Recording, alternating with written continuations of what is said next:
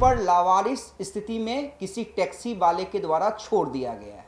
इसे सिर्फ प्यार है 10 से 15 करोड़ की प्रॉपर्टी से, उस मकान से जिसमें जान नहीं है। इसे ना अपनी बेटी से मतलब है, ना सास ससुर से मतलब है, इसे मतलब है सिर्फ पैसों से। नमस्कार, आप देशवा न्यूज देख रहे हैं, आपके साथ मैं अमित झा। देखिए, ये कहानी नहीं, ये कड़वी सच्चाई है। कड़वी सच्चाई इस बात की कि आज भी हमारे जमाने में एक बहू कानून का झूठा आड़ लेकर अपने बूढ़े सास ससुर को घर से बाहर कर देती है, उनके ही घर से, और अपनी बेटी को आड़ बनाकर उन्हें झूठे केस में फंसाने की धमकी देती है। देखिए, एक घटना हम बताएंगे, पूरी कहानी हम बताएंगे, लेकिन उसमें जो एक मानवता का पक्ष है जो हमारी ब्रांड एम्बेसडर बबीता मिश्रा ने कल निभाया। लेकिन कल क्या कुछ हुआ था पहले वो जान लीजिए, फिर हम परसों की घटना बताएंगे। कल हमारी brand ambassador Babita Mishra office में थी, काम कर रही थी, कई सारे मीटिंग शेड्यूल्ड थे, लेकिन तभी महिला एनजीओ की तरफ से फ़ोन आया कि जिनकी आप परसों मदद करने के लिए गई थी, जिस बूढ़े बूढ़ी की, बुजुर्ग की, और वहां पर जो बहू के पक्ष के रिलेटिव थे, उन्हें रोड पर लावारिस स्थिति में किसी टैक्सी वाले के द्वारा छोड़ दिया गया है।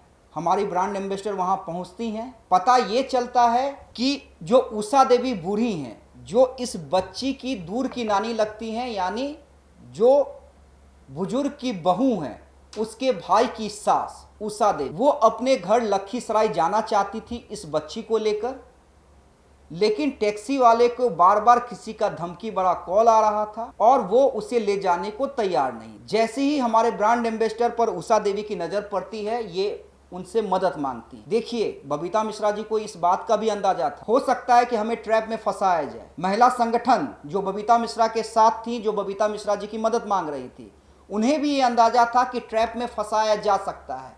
लेकिन जब हमसे मदद मांगी गई कि मेरा घर लखीसराय है और मुझे लखीसराय छोड़ दिया जाए क्योंकि किसी का कॉल आ रहा है और उसके बाद टैक्सी वाला बार बार हमें रोड पर उतार दे रहा है। अब चूंकि देखिए, बिहार में इन दिनों क्राइम की क्या स्थिति, बावजूद इसके तमाम चीजों को ताक पे रखते हुए हमारी ब्रांड एम्बेसडर और महिला संगठनों ने यह फैसला लिया कि चाहे कुछ भी हो जाए, एक बच्ची और बूढ़ी लेडीज को हम रोड पे तो नहीं छोड़ सकते हैं लावारिस स्थिति में, क्योंकि स्थानीय प्रशासन रामकृष्णा नगर थाना कोई मदद नहीं कर रहा था। उसकी भी कहानी हम बताएंगे, परसों क्या क्या हुआ था, तब इस पूरे केस को आप विस्तार से समझिए। लेकिन फिर भी जब मदद मांगी गई, बबीता मिश्रा जी ने गहन मंथन किया, सोचा कि कहीं हम ट्रैप में फंस नहीं जाएं। हमारा काम तो किसी की मदद करना नहीं बल्कि पत्रकारिता करना है, खबर को करना है, खबर को दिखलाना है। लेकिन बावजूद इसके उन्हें लगा कि जिस तरह बिहार में क्राइम की स्थिति है, क्या ये सही रहेगा कि एक बूढ़ी को और एक बच्ची को रोड पर अकेला छोड़ दिया जाए। तब इन्होंने फैसला लिया कि जब उन्होंने मदद मांगी है तब हम मदद करेंगे। तब उषा देवी को और बच्ची को इन्होंने अपने गाड़ी में बैठाया, महिला संगठन की टीम भी इनके साथ थी, और ये लोग लखीसराय थाना गए। लखीसराय में पिपरिया थाना में बच्ची और उस बुजुर्ग लेडीज को थानेदार के सुपुत्र की। महिला कल्याण मंच पटना के सदस्यों और बबीता मिश्रा जी के आई थी बच्ची को लेके इनके नानी के साथ।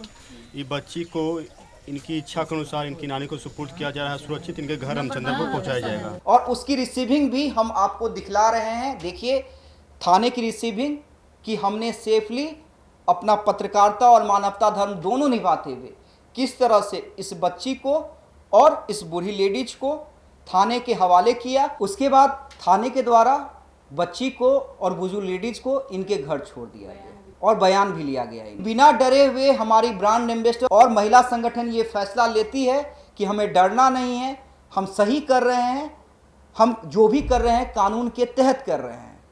तो थाने जाकर हम सेफली बुजुर्ग लेडीज को, बच्ची को पिपरिया थाने हवाले कर देते हैं। इस बीच एक और घटना घटी है। महिला जो है, जो लालची बहू है, वो अपने बेटी को समझा रही होती है कि तुम दादा पे ये एलिगेशन लगाओ, झूठा आरोप लगाओ, क्या दादा तुम्हें मारते थे, और बच्ची इनकार कर रही है। बच्ची जो मासूम है, जिसे कुछ नहीं पता कि इसके माँ के मन में क्या है, कितना लालच भरा हुआ है, तमाम चीजों से इनकार कर रही है। इसे सिर्फ प्यार है 10 से 15 करोड़ की प्रॉपर्टी से, उस मकान से जिसमें जान नहीं है। लेकिन जान किस में है? जान है इसके सास ससुर में, जान है इसकी बेटी में। लेकिन इससे किसी से मोह माया नहीं है। अब परसों क्या हुआ था वो घटना आपको हम विस्तार से बताने जा रहे हैं, तब आप ये कल की घटना का सीक्वेंस समझ पाइएगा। देखिए, एक बुजुर्ग दंपत्ति हमारी ब्रांड एम्बेसडर को कॉल करते हैं, उनसे मदद मांगते हैं, ऑफिस आते हैं और बताया ये जाता है कि उनके बहू ने उनके पूरे परिवार को डॉरी एक्ट में फंसाकर जेल भिजवाया।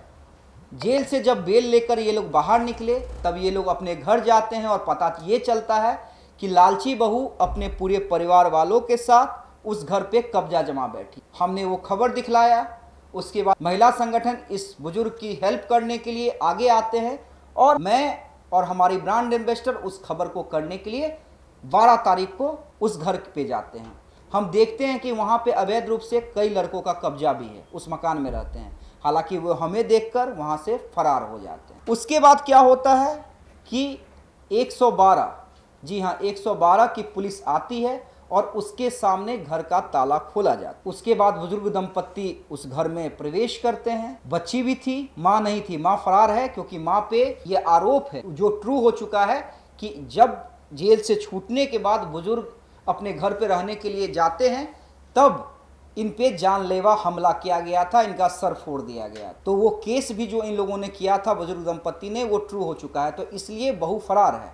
अब बच्ची है और बच्ची के साथ कौन है, तो बहू के भाई की मम्मी, जी हाँ बहू के भाई की मम्मी केयर टेकर के रूप में जो रिश्ते में बच्ची की नानी लगी। उसके बाद हम लोग रामकृष्णा नगर थाने से मदद की गुहार लगाते हैं, लेकिन रामकृष्णा नगर थाना कोई भी मदद करने से इनकार कर दे। उसके बाद हम लोग वापस आ जाते हैं, लेकिन तभी बुजुर्ग को ये पता चलता है कि भाई बच्ची उनके साथ नहीं रहना चाहती है। पता नहीं माँ के द्वारा क्या समझाया गया। और ये भी पता चलता है कि 9 तारीख के डेट में बूढ़े व्यक्ति पे अपनी ही पोती के द्वारा पास्को एक्ट का झूठा केस भी करवाया गया है। जी हाँ, अब समझ लीजिए बहू कितनी लालची है, अपने ही पोती से अपने दादा पे केस करवाती है 9 तारीख को। और 9 तारीख तक 12 तारीख से पहले दादा अपनी पोती से कई सालों से मिले भी नहीं हैं। अब कल बूढ़ी लेडीज और बच्ची कहती है हमें दादा के साथ नहीं रहना है, हम जा रहे हैं।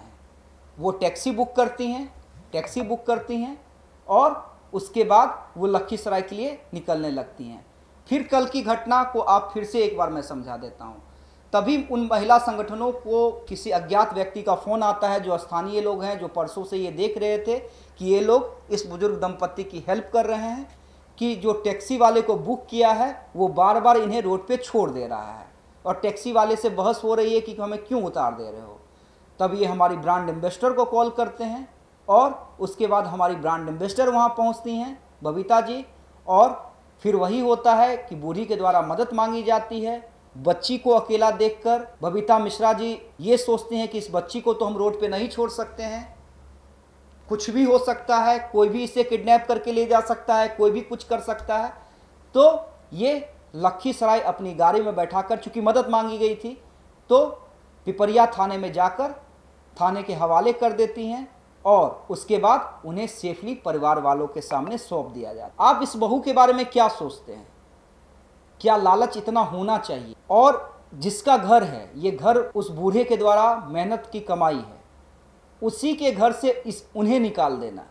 अगर आपको प्रॉपर्टी चाहिए तो भाई आप अपने सास ससुर के साथ रहिए, जो हुआ कोशिश कीजिए कि वो मैनेज हो जाए, प्यार से रहिए। और भाई प्यार से रहेंगे तो कौन नहीं चाहता है कि मेरी बहू, मेरा बेटा, मेरा पोता, मेरी पोती साथ रहे। लेकिन झूठे केस में बार बार फंसा के मकान हथियाना, ये कहाँ का इंसाफ है?